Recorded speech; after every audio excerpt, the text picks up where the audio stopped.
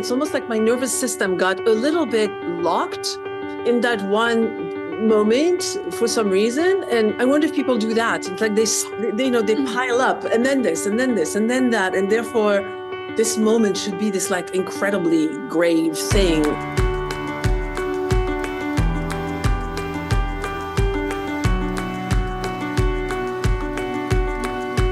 Well, hello, Katie.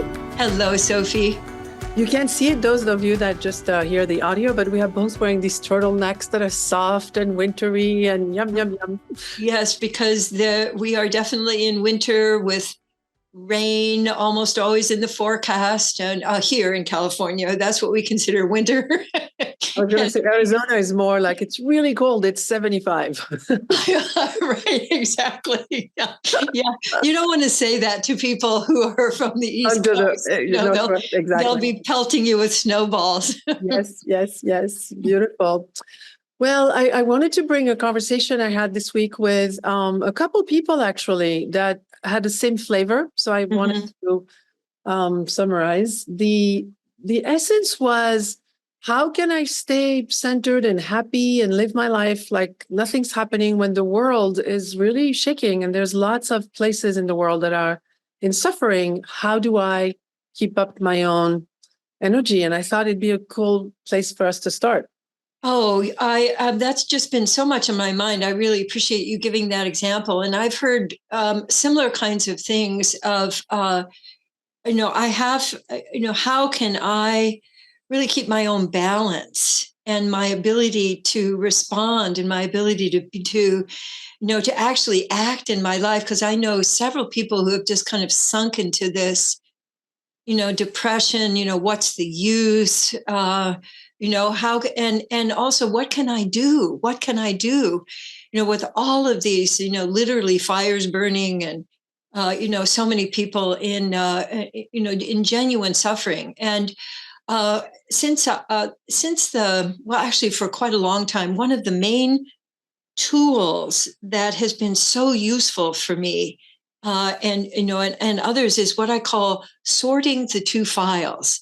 And what is that? It sounds very, technical and, really getting your office cleaned up. And in a way it's getting your inside spacious so that you can actually respond to life rather than being overwhelmed by it. And we discovered this, many years ago, but it's been of such use to me in the last several years, especially. And so what we've determined, Gay and I, is that there are two files in life. One is a giant file. It's a giant, called Things I Cannot Change or Control. That's a big file. And then there's another teensy little file that's very important that's called Things I Can Influence or Control. Yeah. And so the sort for me, really every day when I see news, I hear of something, a friend has got something going on, people across the world are, disappearing, in lava flows. And is this something I actually can influence or control? And it's been so sobering because what I used to do is take little Post-its and I write down the thing I was worried about, or I was concerned about. And I would go, okay, where does this belong? Wow. So for example, people being displaced in so many different areas. Now, is that something I can change or influence personally? No. So it goes in that big file. Now, what I found, though, is that even in that thing I can't control, there's something about that I can take action on, I can influence. And that might be something like I can. So one of the things I did the other day was to donate to Jose Andres's World Central Kitchen, because I know that that's going to bring really substantive support to people, and that I can act in behalf of that. I can sign petitions. I can call various people. So there are actions. And one of the things I found is if I can find a way to act, if I can turn my my sorrow or my anger into action, then that actually helps me to rebalance, because I'm experiencing so much and I'm sort of, being a tsunami is washing over me. But if I can take action, it rebalances my own energy system so that I'm here and can respond to life rather than being just flattened. And so that practice, it looks like, it would be something that would also overwhelm you. But what I found is that it really frees me up. Is that I can express out, oh, I'm concerned about this, I'm angry about this, and I put them on little post-its, and then I just take a few minutes to go, which file does this belong in? And then just to notice, oh, I have more breath now. I have more space in me to respond. And then I look at what can I actually do? I was going to say, isn't there a third pile? It sounds like maybe there's a third pile that is, I can't fully control, but I can participate. Like there's something, like there's the things I really cannot do anything about, like the tsunami, it happened. But it sounds like there is a middle pile here where I can't influence what happened, but I can participate like you did by donating or by do you treat those differently a little bit, or are they the same? No, what I would say is that is an action from within the file of things I can. Yes. So I can control or influence. So I can participate, I can act. And I think it's the act of expressing that also expresses my caring. Mm. So rather than having that just, oh, I feel so bad, or and I don't want to let anybody know that I'm happy because they're not. And if I let myself participate, which is what so many people don't do, they just have opinions and go, oh, that's terrible. And oh, look at these people and what they're doing. And then don't have they're kind of spinning their wheels because they're not doing anything that's actually allowing them to engage in our caring for each other. So those are the actions that I take. But I appreciate the distinction. But we could keep making infinite files. It's almost like a sub file in the file I can't control. There is a sub file, which is I can participate and do something that would actually make a difference to someone. Yes. As opposed to. Yes. It reminds me of the beginning of a book. It was the Hendricks, but not you, the other one, Harville, I want to say. Yes. The other thought leader. For whom we've gotten mistaken on a number of occasions. Oh, I'm sure, both ways, I'm sure. But in that book, there was a story of a country that was surrounded by water, I want to say, and they had to escape. There was some political situation where they had to get on these boats and go in kind of a last minute hurry thing.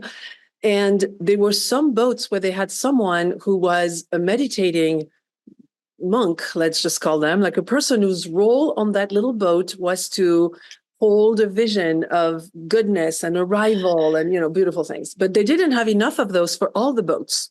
So some boats, they had these people that were focused on the goodness, and some boats they didn't. Well, guess literally which ones arrived at destination and which ones didn't. Literally the ones that had the holder of the goodness. So yes. On top of what you just said, I sometimes find that if I can find myself in balance and bring some peace and stay centered and feel my heart and do these things, I find that it actually alters the result in a really positive way, even if I'm not doing anything, although I guess entering. Well, what I want to challenge is that you are doing something. Yes, I was going to say maybe I am doing something. Yeah. So the choice to meditate is a very powerful one. And there's all kinds of research now about what percentage of the population would be those, people meditating that influences the whole. And it's actually 3%. Wow. So you would think, wow, how can? But just what you're saying is that if what you're doing is opening your presence, to circulate, to ripple, to be able to hold, like the tuning fork. You're becoming the tuning fork that people can align to, and it's like having a navigation. So if you know where you're going, there can be all kinds of things that happen, but you have this tuning fork compass to allow you to come back to. So the act of meditating, I've actually meditated for over 40 years. So meditated every day. And I consider that one of my major actions to help support the collective and help support wholeness. And we often will gather people and like send our energy to a particular event. And that's another kind of action. So, I think prayer groups and, people who are gathered together, our collective energy is very powerful. And so that's another thing that we can do. Yeah. And also the way you were describing it, and in the conversation I had this week, the person was challenging me to be detached and not care because I was attempting to stay in my heart and not fully, drop into the pain that they were experiencing. Yes. But what you're describing certainly comes from care. Like it's not a detachment. It's just not a being swallowed by the thing so much that you really cannot participate or contribute anything really. Well, and also I think it changes our whole attitude toward life. Like why be alive? What's the point?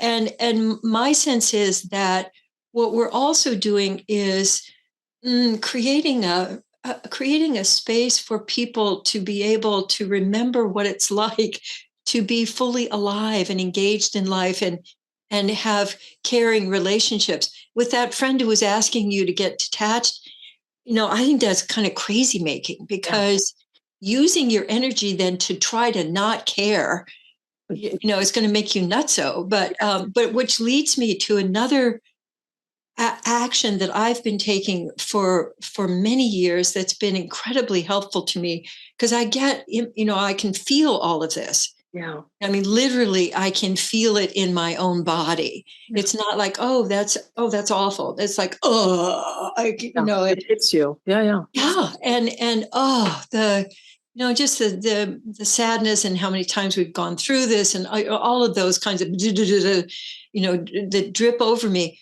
But there's a way that we can learn how to feel and let through. Yeah. So I use my breath to, I might really let myself experience, and be with. And sometimes, I'll just use my body to do what I call bodifying and just kind of with it. And then let my breath literally let it like it's a storm that's blowing through. And so I let myself be affected, but I also sometimes will even use movements to let it through. And that, sometimes takes a couple of times. It's not like, okay, got that handled, because there's really big stuff going on. But when I do that, I was just thinking also of sometimes I'll put on music that I really love because music adds to our ability to experience, but to also let flow come through us. And so music, sometimes moving, sometimes writing. But the whole idea is how can I let things through so I'm here again available to participate? And it's an ongoing practice. So, my sense is that if you learn these and start practicing these skills, it makes more of your time available to actually be here, to make even more skillful choices about how to interact, to be available for other kinds of collaborations where people can go, well, we're getting together, a fundraiser, and would you like to be a part of that? And so there's more opening for ways in which we can care for people who are not even in our neighborhood without using up ourselves. I think what happens to so many people is that they get burnt out, or overwhelmed. And, then, they're another one of the people who are suffering. Right. And need some care right? I wonder if there's also a level of, and I don't know, I'm almost starting the sentence not knowing if what I'm saying is what I really believe. But I wonder if there is an element also of allowing ourselves to feel complicated things at the same time. Like I can be sad and I can be happy. I can be very touched with what's happening, but also, not let that completely paralyze me. Oh, that's I so appreciate you mentioning that. I feel kind of, oh, yes, because I've also seen several different quotes in recent years that the highest use of our intelligence is to be able to hold opposites. Yeah. And that I think part of our human skills and our evolution right now is to be able to go, oh my God, and I feel happy. Yeah. And that both of those can be going on at the same time. And also I can be having complicated thoughts about, the origin of this and, what kinds of rhetoric and beliefs need to be let go of and things that I want to counter, and letters that I want to write, I'm mad about this. And, I just feel so sweetly about the beauty of the world. Mm-hmm. So my sense is too that one of the opposites that we really need to emphasize is our own experience of beauty and joy. Mm-hmm. And to let ourselves choose things that are going to bring us, like, I've just got tickets to a new play that's going to be going on here locally, by local players, which, hasn't happened very much since the pandemic. And so that's also, I think, an act of celebrating our creative spirit as humans. That we don't have to wait until all of the conflicts are over, because I was just reflecting back over my life, and there have been at least 20 conflicts that have been going on over and over and over again, in my lifetime. And if I waited for everything to get solved in order to create the kind of life I want, it's kind of over for everybody. And so I think it's part of our, I won't even say obligation, but something we really can contribute is not only moving toward beauty and joy, but sharing that with others. So when I find a poem that I just am knocked out by, or, a picture of constellations that just come through on the telescope, that I share that.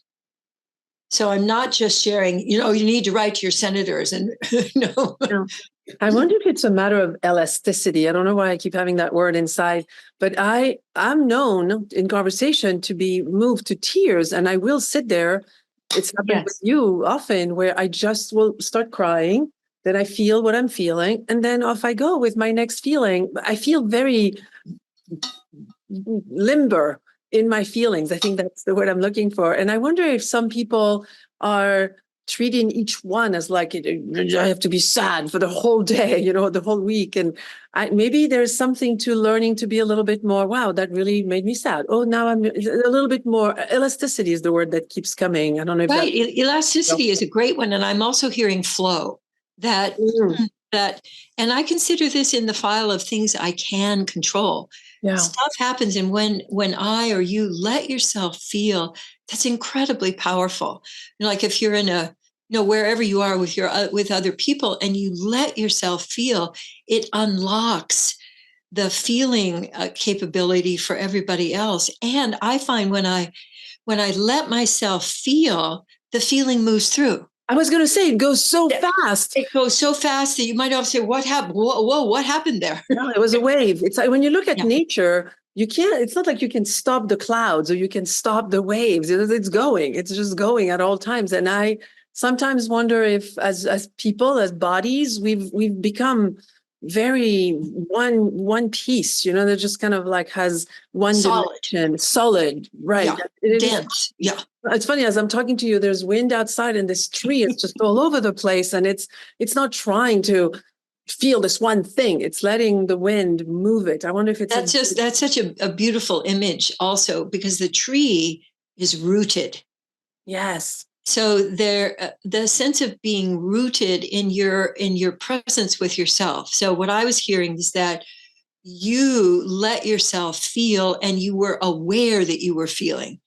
Yeah. And you weren't trying to control it. See, one of the things that I've noticed that humans do is try to control, and that's why that's such a big file, because I was thinking of the Army Corps of Engineers that's periodically trying to tame the Mississippi River. And it's, kind of hilarious in that it never works. And there's always these overflows, and it's going to go the way it's going to go. And we think, we humans, like, well, If we just construct a big enough dam, we'll be able to control nature, and our feelings are nature. And what I've seen over and over again is when I let myself feel and I participate with it, it moves through.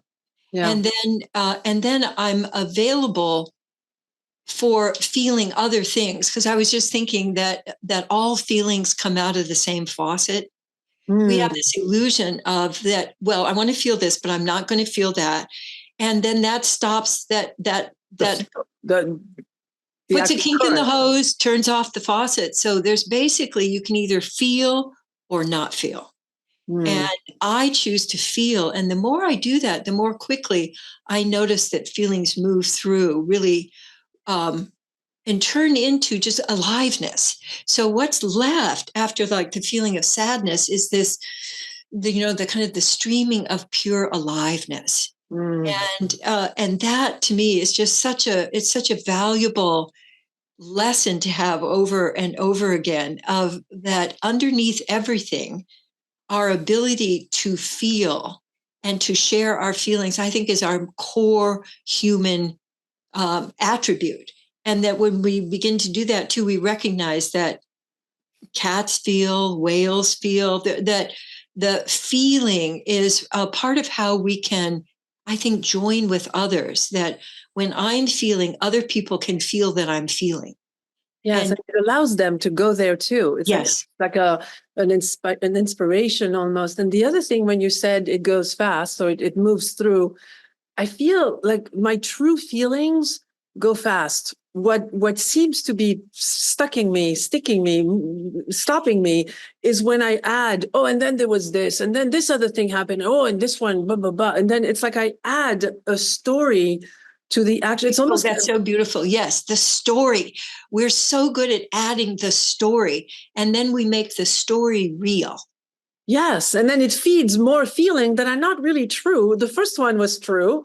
Like I felt this wave of sadness, great. But then I add, oh, this guy. I mean, I don't know why this guy, maybe we lift it right now. There was this guy when I was in my, I don't know, early 20s, fell in love with the guy head over heels, and he just did not treat me well. And it didn't end well. And for some reason, I'm 35 years later, it's still something that I'll go like, oh, like, so if I feel sad, I just want to reflect back to you. When you were talking about it, you scratched your head. and so I immediately thought, oh, I wonder if she's still angry. Well, yes. I mean, I've done all this work, though. I've done all this work. And why isn't he gone? I know. Funny enough, I met him in an airport 20 years later, and he's such a wreck. And there was a sense of like, oof, I dodged a bullet. I love that. Very French. Woof. But it is interesting how, funny, I am scratching my head. Mm-hmm. It is funny how it's almost like my nervous system got a little bit locked in that one moment for some reason. And I wonder if people do that. It's like they pile up, and then this, and then this, and then that. And therefore this moment should be this like incredibly grave thing, as opposed to this wave, that just went through. Yes. Oh, that's just so beautiful. I was just having the image of a surfer on a surfboard. Yeah. So the wave comes, and the surfer, or, think of yourself as the surfer, and you jump up on the board. And if you simply ride that wave, yes, then the wave finishes. Yeah. But what often people do is add a whole bunch to that, and then that makes them fall off the board, or the wave dumps them. So the act of being with the wave, I think when we add the story, we're actually moving away from the direct experience. Yeah. So I'm moving up into my head and I'm making up stories.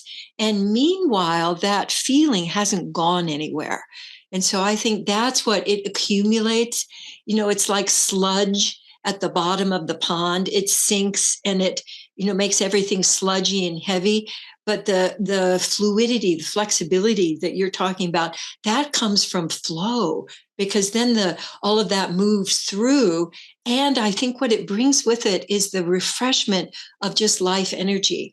And so our ability, I think, to be with, like, this is what's happening. This is what I'm experiencing. This is what I'm feeling. And I be with it. I'm on the ride. And then I get to be back in the ocean. of direct experience and participating in what's going on. And being present. There's something about being authentic, because if I'm sad all day, it's almost like, what am I feeding? Because there really is no in the moment anything that would make me sad for that many hours or that many days, or and so there's something about the feeling it and the getting out of it, and just be in the, often as you talk about, being in my body, so that I can actually, actually right now I feel really joyful and exactly. Yeah. Like I just felt really, really sad, and now I feel really joyful.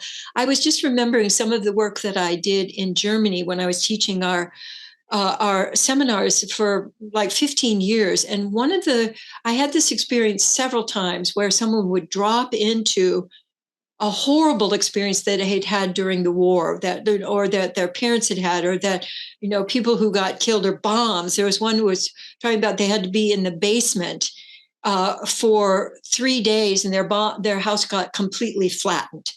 And people were tunneling through to them, and they didn't know whether the people tunneling through to them were their neighbors or were the enemy. And so this huge thing came up, and they were feeling it. And guess how long it took them to completely feel all of that? Probably not long. It was 20 minutes. Yeah, that's not long. So for, something that happened during, the huge, awful experiences that you would think, oh my God, they're never going to get over this. But what I just so appreciated and admired and learned from was that fully participating with it, riding the wave, even if it's this gigantic thing, bringing yourself to be with it and presence with it, it then turns into aliveness, and often will solve a problem that, they hadn't been able to solve because they were still sort of in the backwash. I'm wondering if there is an element of, we can talk a bit about fear. Like, I'm wondering, which feels like it fits right in there, right? Like, tell me, how did it land in you when I said? Well, because I was saying, I think what keeps people from riding the wave is this fear. Yeah. Like, I'll sometimes watch the big wave competitions, just to encounter my fear.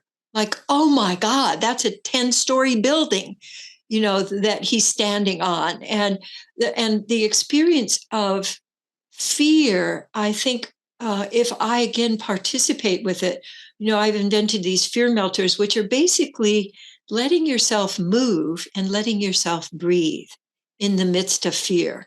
So there are particular things that you can do that I think really work. But I notice always, if I'm in fear, I'm not breathing as much and I'm not moving freely.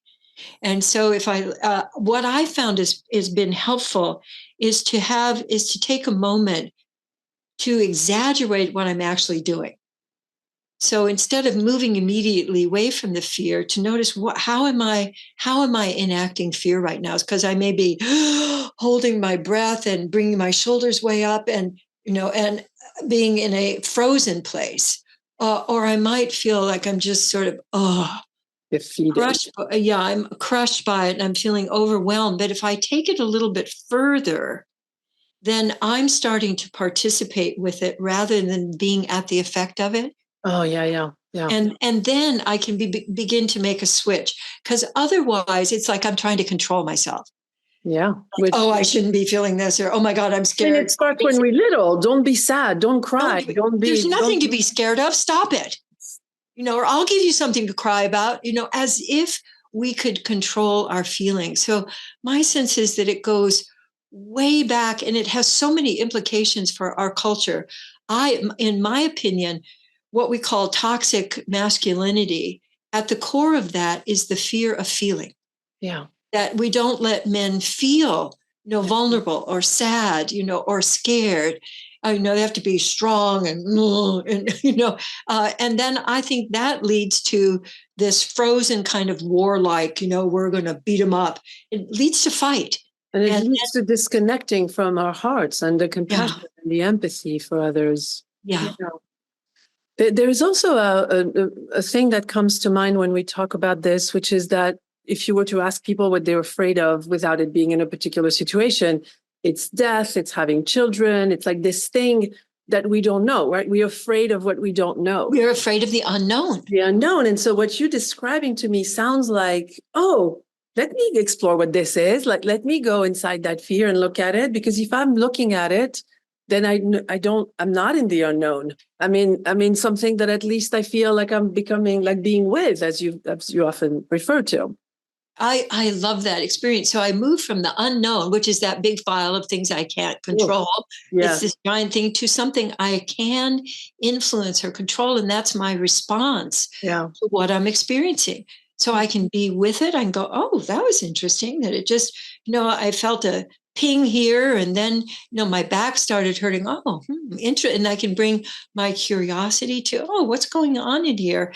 And then I'm in the known of my own body, but the unknown is sort of at the edge of that, because I don't know what's going on. Yeah. But I'm then starting to dance with, I recognize this. Oh, here's my breathing. Oh, okay, I'm in myself, and oh, that's so scary. And I'm in myself, so I can begin to play with those opposites. Oh, and this is just reminding me of something that I play with and teach people to play with, which is, I'm really scared, and I shouldn't be scared, and I want to feel this, and I don't want to feel this. So if I play with my hands, then it gives me something to do, to engage with, which again enlists that flexibility and that the ability to respond to what's going on, as opposed to react and have this kind of like reflect. Yeah. And which makes me the victim. I just, it's just too much, nothing I can do. Yeah, nothing I can do, and so so I think I'll just go and eat a bunch of ice cream. Or watch TV, or. Yeah, I love the way we've been finishing these conversations with pretty I feel like this one was, though, so hands-on almost. Like, do you have any other, as we wrap up, that what can we do when this? Well, I think we've touched on so many beautiful things. I think what we can do is post in in our notes. I have a video on sorting the two files. Oh, beautiful. Which would give people that's what she's talking about. And I find that any time that I devote to just sorting gives me more freedom. And so it's something that I intend to use for the rest of my life. And I invite people to start there. But I just also want to appreciate all of the brilliant aspects of this that you brought up. And I just loved the dance of our creating today. We bring it together. I love that. Yeah, we bring it. Love it. I love it. I love you. Thank you. Love you. Yeah, thank you so much.